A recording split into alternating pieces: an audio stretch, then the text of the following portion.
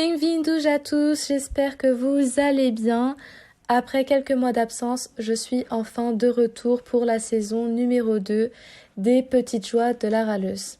Alors oui, il y a eu beaucoup de doutes, beaucoup d'incertitudes, mais surtout me confier et partager toutes mes péripéties avec vous m'avait finalement extrêmement manqué. Alors cette fois-ci, je suis de retour pour vous parler de tout ce qui s'est passé, car oui, il s'en est passé des choses.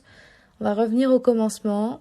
Je m'appelle Lara, je suis âgée de 25 ans, bientôt diplômée d'un master en marketing digital avec mention absentéisme. Tu m'étonnes, j'arrivais toujours en retard de 3 heures. Je viens de terminer mon alternance et mes cours et je rentre enfin sur le marché du travail. Mais voilà, qu'il y a eu le mois de mars qui est passé, le mois d'avril, de mai, de juillet, d'août et de septembre, bien évidemment. Mais il ne s'est absolument rien passé. J'ai enchaîné les entretiens.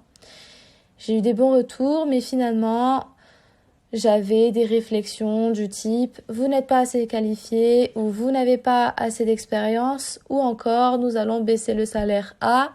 Pire encore, j'ai eu la notion de vous ne préférez pas notre poste en tant que stagiaire, mais en fait est-ce qu'on se foutrait pas un tout petit peu de ma gueule? Alors oui, j'ai un peu pété un câble et même si j'en ai parlé à personne, cette rentrée de septembre 2023 a été extrêmement mal vécue. J'avais juste la sensation d'avoir échoué et de ne pas être à la hauteur, que ce soit pour moi-même ou vis-à-vis de mes proches. Une semaine après la fin de mon contrat en alternance, j'ai trouvé une offre de poste plus spécifiquement en tant que serveuse dans un restaurant et au feeling, au tac, j'ai répondu. Le lendemain, j'ai eu l'entretien et le triple lendemain, j'ai travaillé. Et à ce moment-là, je me suis dit, c'est bon, c'est un signe, il faut que je parte pour de bon. Car oui, l'un de mes plus grands rêves est de partir. Après l'Allemagne, les Pays-Bas, la Belgique, les États-Unis, l'Angleterre et le Portugal, cette fois-ci, j'ai envie de découvrir une nouvelle culture, un nouveau pays, mais surtout de m'y intégrer, c'est-à-dire d'y être sur le plus long terme, pourquoi pas même y vivre. Alors c'était l'occasion rêvée. Je vous le dirai plus tard quel est le pays que j'ai choisi, mais en ce moment, avec beaucoup de sincérité, les choses avancent très doucement, mais sûrement. Au fond de moi, je suis en pleine remise en question. Est-ce que ma vie est réellement faite pour être ici? Est-ce que j'ai réellement ma place dans ce pays? Est-ce que je suis légitime, n'est-ce de travailler dans mon secteur d'activité, finalement? Et est-ce que je vais continuer dans ma voie? Parce que finalement, en fait, j'ai quand même sacrifié 5 ans. 5 ans ces dernières années, accumuler des petits jobs, 5 ans à trouver des stages, à trouver des alternances, à être patient et en fait à finir ses études et à ne rien trouver. Et c'en est un peu frustrant d'en arriver à ce stade où on remet tout en question à la fin de ses études car finalement personne ne voit ton potentiel ou ta créativité ou tes idées. Donc partir est peut-être la meilleure solution pour moi. J'en rêve déjà depuis mes 19 ans sans trop avoir une destination précise.